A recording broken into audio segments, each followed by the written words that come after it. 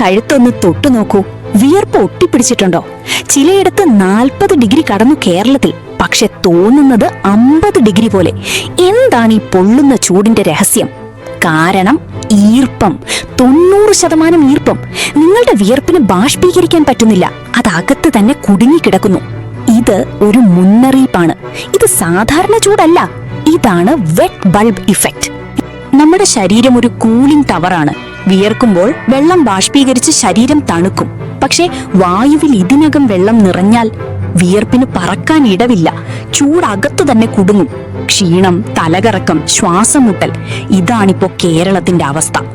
ഇനിയൊരു ചോദ്യം, എന്തുകൊണ്ട് ഇത്ര ഈർപ്പം? 3 കാരണങ്ങൾ. 1. ചൂട് പിടിച്ച അറേബ്യൻ കടൽ. സമുദ്രോപരിതല താപനില 1.5 ഡിഗ്രി കൂടുതലാണ്. ഈ ചെറിയ വ്യത്യാസം ബാഷ്പീകരണം 20% വർദ്ധിപ്പിക്കുന്നു. ആ ഈർപ്പമാണെങ്കിലോ നമ്മുടെ നെഞ്ചിൽ. 2.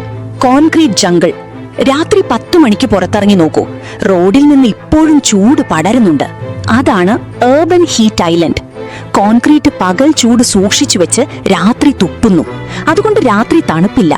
തണുപ്പില്ലാത്ത രാത്രി അടുത്ത ദിവസത്തെ ചൂടിന് വാതിൽ തുറന്നു കൊടുക്കുന്നു. 3. കാറ്റില്ല, മഴയില്ല. സാധാരണ കാലവർഷക്കാറ്റ് ഈ ഈർപ്പത്തെ തുടച്ചു മാറ്റുമായിരുന്നു. ഇപ്പോൾ കാറ്റ് നിശ്ചലം. വായു ഒരേ സ്ഥലത്ത് കുടുങ്ങിക്കിടക്കുന്നു. ഭയക്കണ്ട, പരിഹാരമുണ്ട്. വേഗം ചെയ്യാവുന്ന 3 കാര്യങ്ങൾ. 1. വെറും വെള്ളം മതിയാകില്ല. ORS, കഞ്ഞിവെള്ളം, ചെറുപയർ വെള്ളം. ഇലക്ട്രോലൈറ്റ്സ് ഇല്ലെങ്കിൽ വെള്ളം ശരീരത്തിനുള്ളിൽ കയറില്ല. 2. വീടിന്റെ മേൽക്കൂര വെള്ളയടിക്കുക. ഇത് ചൂട് 30% വരെ കുറയ്ക്കും. വൈകുന്നേരം 6 മണിക്ക് മുമ്പ് വിൻഡോസ് തുറക്കരുത്. രാത്രിയിൽ തുറക്കുക. 3. ഒരു ചെടി. അതെ, ഒരു ചെടി പോലും വായുവിലെ ഈർപ്പം നിയന്ത്രിക്കും. തണൽ വീശും. ഇത് കേരളത്തിന്റെ സ്വാഭാവിക AC ആയിരുന്നു. കേരളം എപ്പോഴും ഈർപ്പമുള്ള നാടായിരുന്നു. പക്ഷേ ശ്വാസം മുട്ടിക്കുന്നതായിരുന്നില്ല. കാരണം പ്രകൃതിക്ക് അതിൻ്റെതായ AC ഉണ്ടായിരുന്നു. കാടും കായലും. നമ്മൾ അവയെ നശിപ്പിച്ചു.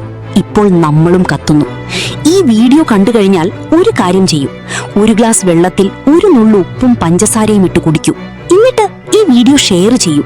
കാരണം ഇത് കാലാവസ്ഥാ പ്രശ്നമല്ല, ഇത് നിലനിൽപ്പിന്റെ പ്രശ്നമാണ്.